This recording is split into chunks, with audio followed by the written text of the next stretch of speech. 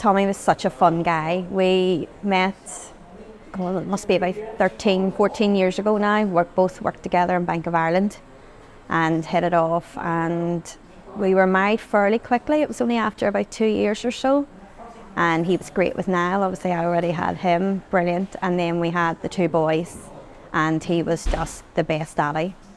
He lived for the boys, like, really loved his family right up until the very end. Like, we were his number one, like, and he was so popular, had so many friends, and they were all amazing since he's passed away. The whole time he was sick and since he's passed away, they've all been so good. Obviously he had his down days, anybody would in his situation, but he kept a sense of humour right up until the end.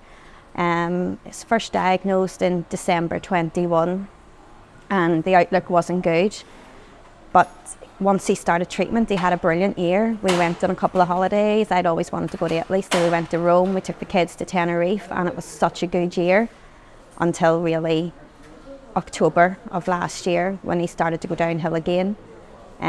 He done a week in the hospice in January, which was really good because he had done the hospital at Christmas for 3 weeks and hated every second of it.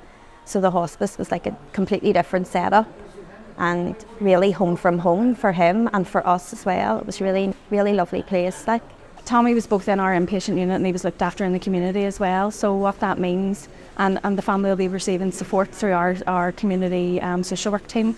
So what that means is that people who are very ill and maybe perhaps need some help maintaining their pain, they can come into hospice and they can have all of that. They can have that resolved.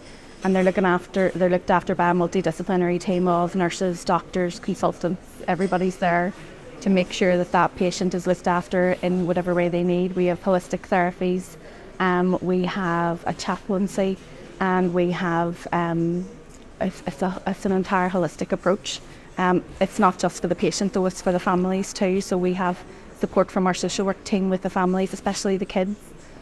So the boys will have been helped with dealing and coming to terms with what was going to happen to their dad up until that point. And then we have also the community team. So whenever a person might, it's really important that somebody has the choice of where they want to pass away.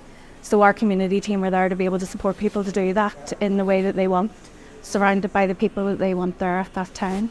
We set the limit on the Just Giving page for 3,000. I knew that it would get a wee bit more than that, but no way did I think we'd get anywhere near the amount we did get. With such amazing family and friends, and everybody contributed and everybody played their part, not even just with donations, but with ballot prizes, organisation for the night, everything. It was just such an amazing day, really, really good. He would be absolutely mortified to think that we were doing all of this and that we had raised all this money. He'd be like, what are you doing? But yeah, he'd be really proud of us, really proud.